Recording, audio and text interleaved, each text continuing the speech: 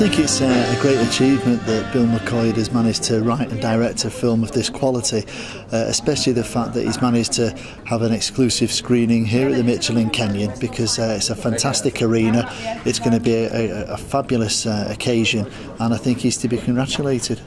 Car Park, it starts as a docu-soap about, not surprisingly, 3 car park attendants. A documentary filmmaker who's in the style of a kind of Michael Moore figure called Randy Henry takes us into the secret world of car parks, and he follows their lives, and it's quite jolly and it's quite light. And when we played it to audiences like at the premiere and at private screenings, that part gets quite a few laughs and it's very light. There are 3 main characters. One is called Frank. He is obsessed about making coffee. He's always mixing coffees, and he's mixing cheese sandwiches, and he's not interested in parking cars at all, but he gets the other people to do the work for him. Then there's a guy called Steve, who's a young guy who's very ambitious in the world of car parks. He wants to be the manager of a multi-storey car park. That for him would be making it in life. He wants to work with, you know, with 6 stories, barriers, CCTV, ticket machines. He wants to be the manager of a place like that.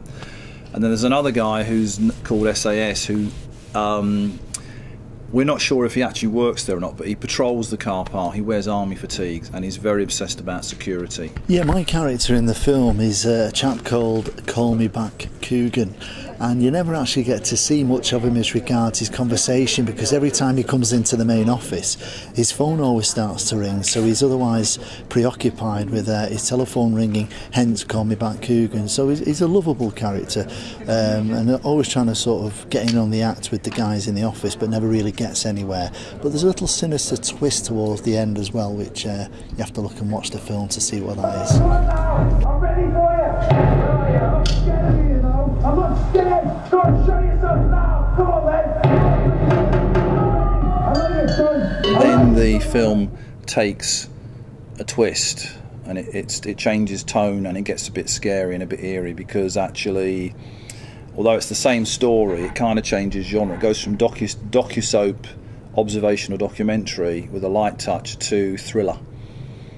And suddenly there's thriller music, and the camera angles change, and it gets much more like a sort of bête noir film. So, and it gets very serious towards the end. So without giving too much away, that's Car Park. Day 1 of shooting was April 2002, and for various reasons, we did kind of finish it about 18 months ago, but then we had a slight problem with one of the scenes, and we wanted to reshoot it and everything. So the very final shoot was in January 2009, but I don't think we kind of spent 7 years working on the film. It was like a guerrilla campaign, in that we'd say, okay, this April we'll shoot for a week, and then in September we'll shoot for a week, because you need everyone to be free to come in, and the camera people and the runners and the makeup people, everything.